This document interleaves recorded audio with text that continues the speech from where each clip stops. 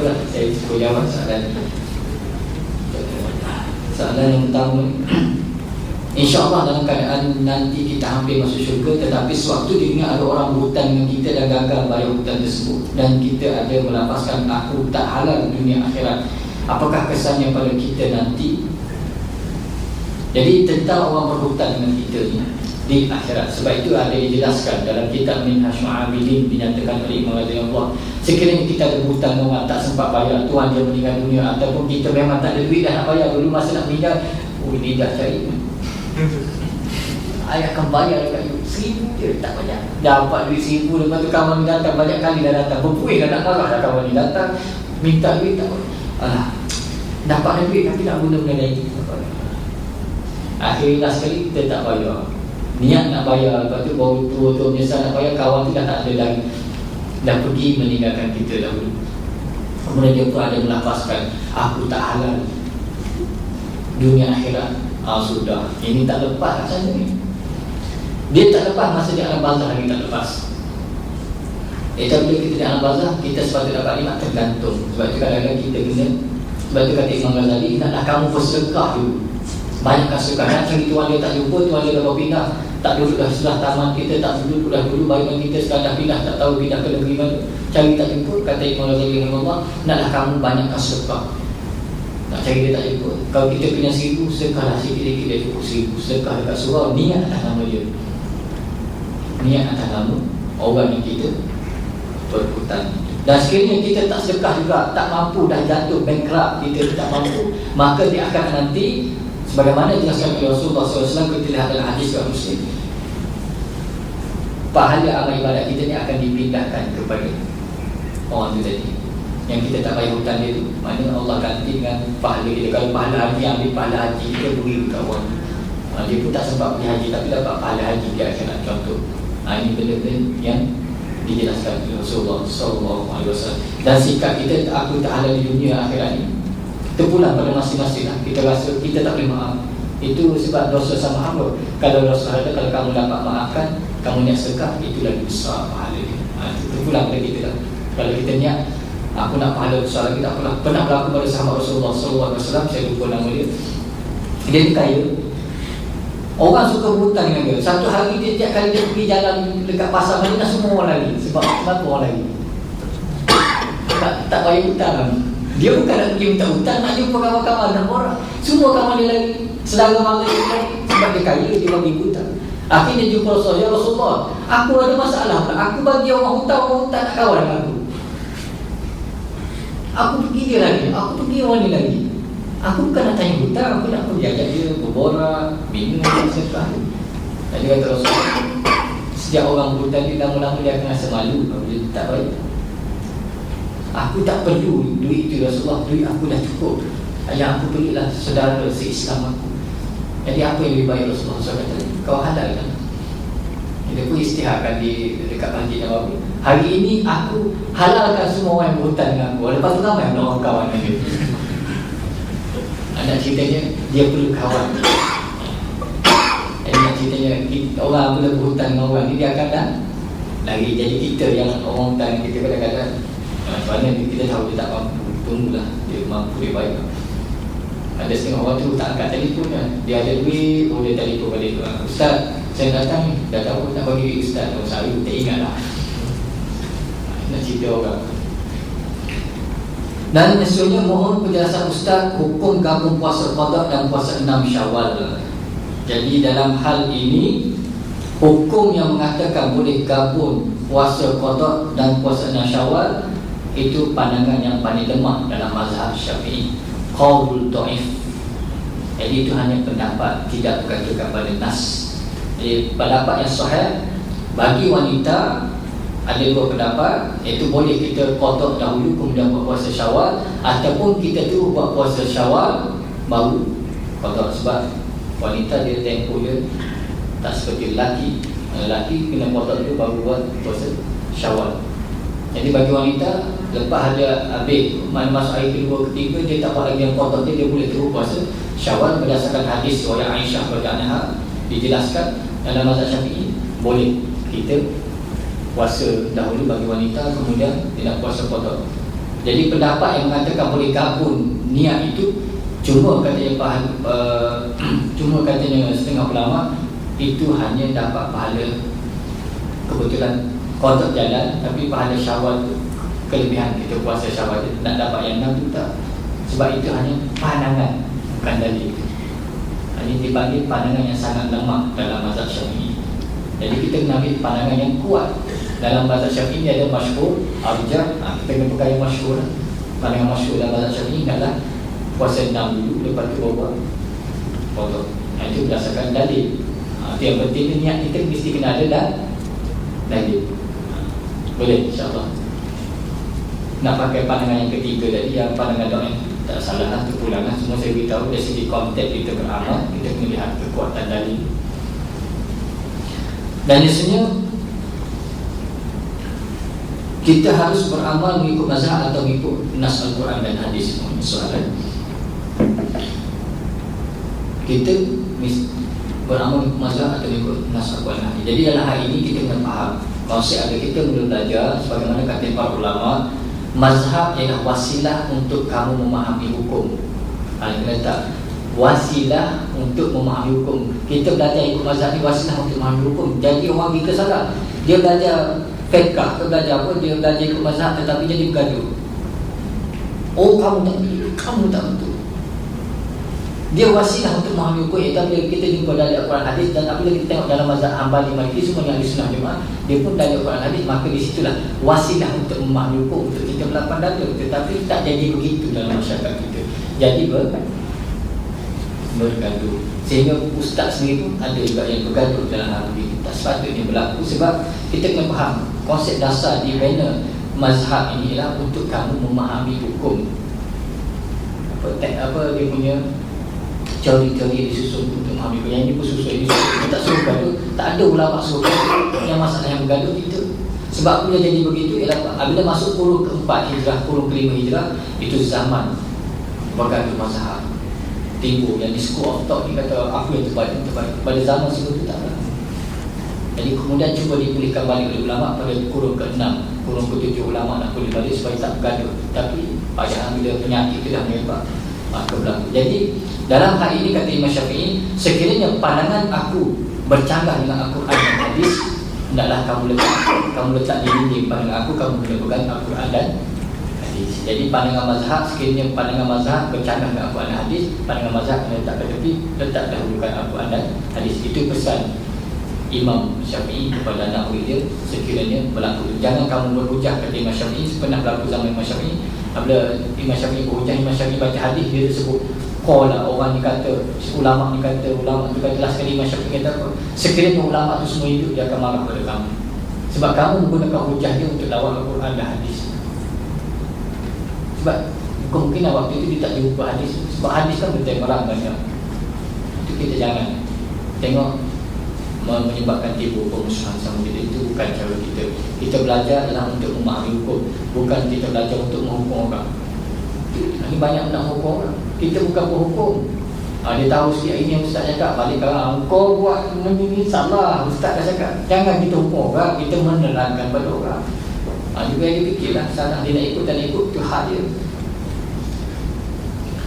Bolehkah ibu berimankan anak yang berumur 12 tahun? Anak ini telah khatam Al-Quran. Si ibu yakin akan baca surah-surah dan solat anaknya. Cuma fitrah kanak-kanak, kadang-kadang si anak tak jaga perbuatan dalam solatnya. Mohon penjelasan. Kalau anak kita jadi imam, nak sah solat, tak ada masalah. Zaman Rasulullah kan pernah soal budak lelaki itu dia solat, sehingga orang beritahu Rasulullah, sebab tak ada orang yang hebat. Budak ni banyak ingat surah. Orang tua-tua kat kampung tu tak ingat. Kemudian waktu dia solat, dia sujud, kain dia kan singkat, ternampak dah sedikit. Kemudian orang beritahu Rasulullah, kata sah solatnya. Kamu nak patut cari pakaian yang sesuai untuk budak tu. Jadi imam, jadi solatnya sah, tak ada masalah. Yang kita takut nak imamkan anak kita, tak salah kita mendidik anak kita jadi imam. Sebab orang kita takut, dia kata buat lagi. Dia dah khatam Quran tapi khatam belum lagi dia. Tapi bagaimana yang orang masih Islam zaman Rasulullah, yang masih Islam umur 60, 66, kalau Rasulullah tak pergi khatam, macam mana dia solat? Kan zaman Nabi ada yang umur ni yang lebih. Rasulullah tak boleh, nanti ada jangkitan kuman sebab kulit dah tua, nak sembuh je lambat. Lepas tu dia orang tu putusah juga. Macam mana? Dah balik tu. Ada kita kena kita balik. Adakah kita meletak batasan itu ataupun syarat tak pernah kata begitu? Soalan isunya, jika berlaku perbezaan pendapat tentang sesuatu hukum, kekhilafan apa yang seharusnya dilakukan? Okey, kalau berlaku banyak pandangan, kita kena lihat pandangan yang paling jumhur ataupun melihat pandangan yang berpegang kepada hadis. Kena tengok kekuatan hadis. Kalau yang ini berpegang kepada hadis sahih, yang ini berpegang kepada pandangan hadis dhaif, kita kena pegang hadis yang sahih. Dan kalau dalam mazhab Syafi'i, kita kena lihat susunan kekuatan ulama. Kalau yang ni guna hujah Syekh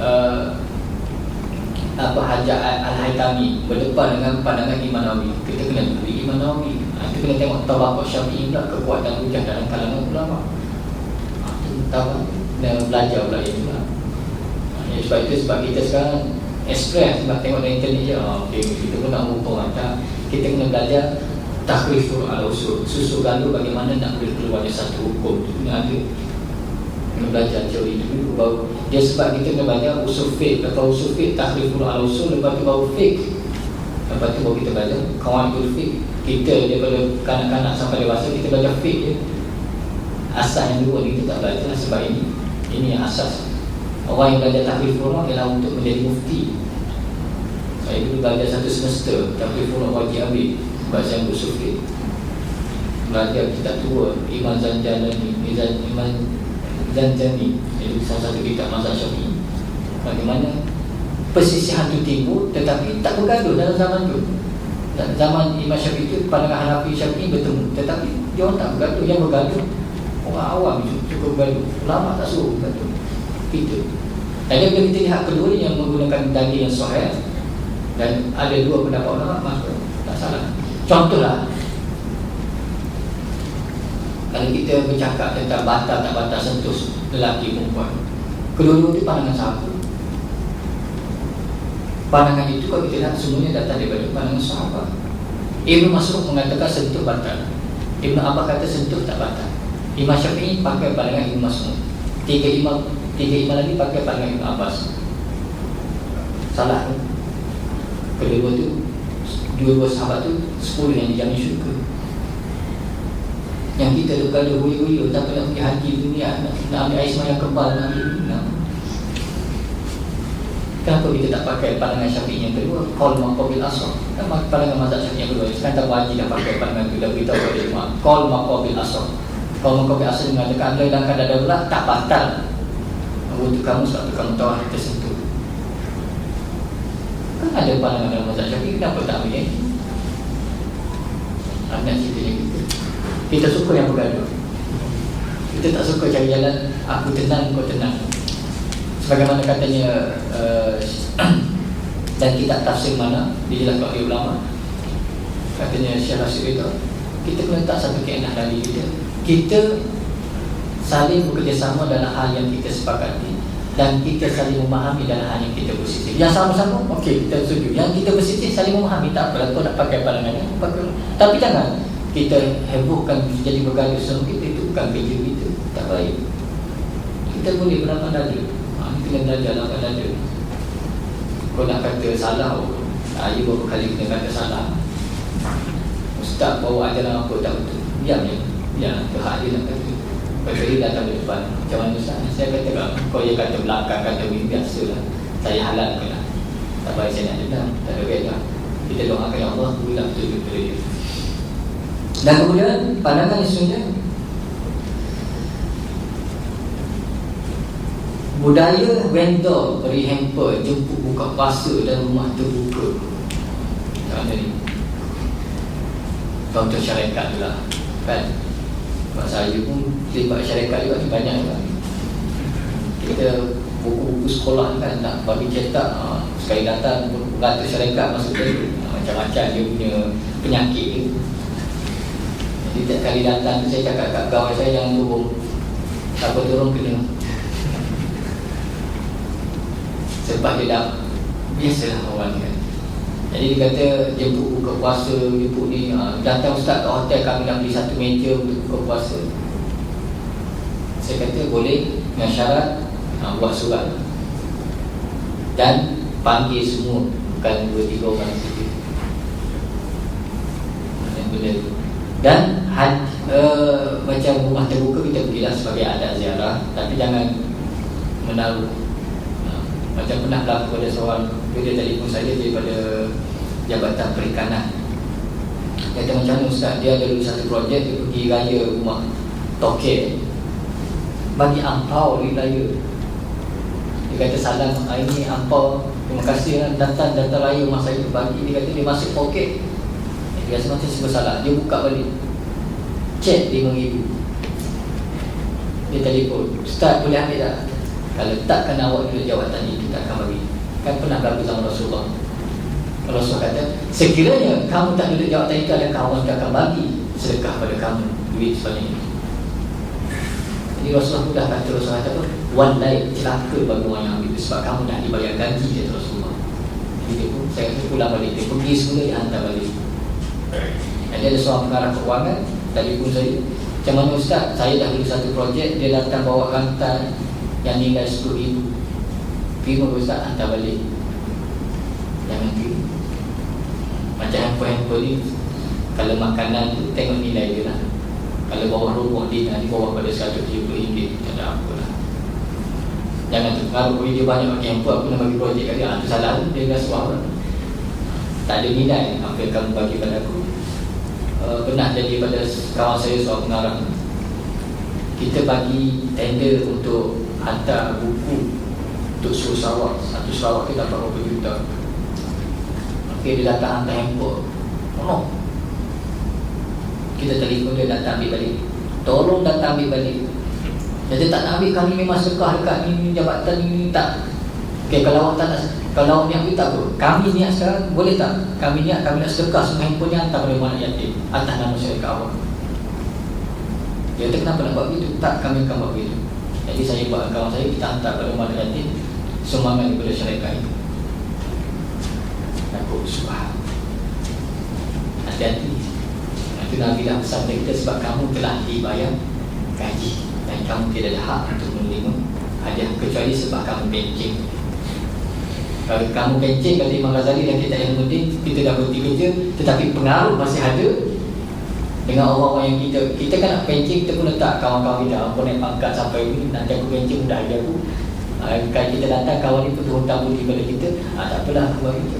Orang tu menggunakan kita untuk minta, maka sama juga, tak boleh terima hadiah.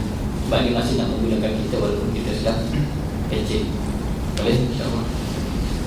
Dan sebenarnya soalan, apakah hukum beramal dengan hadis do'ain? Hadis do'ain kita tengok keadaan untuk pada amal. Sekiranya untuk pada amal, kita hanya untuk diri kita, tak boleh sebar pada orang.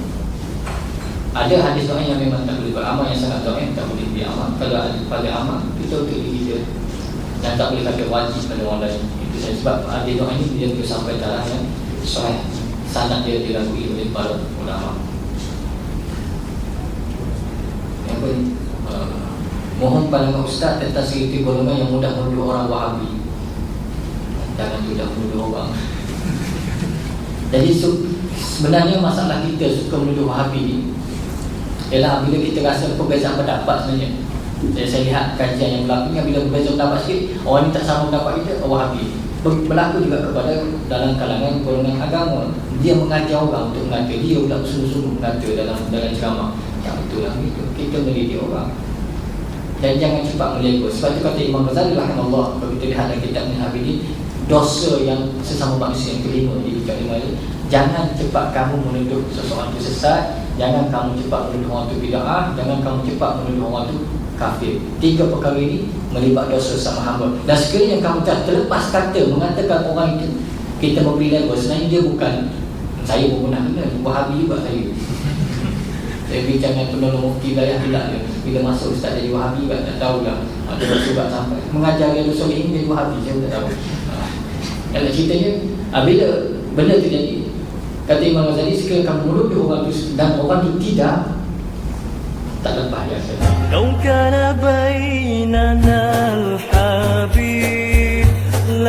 nan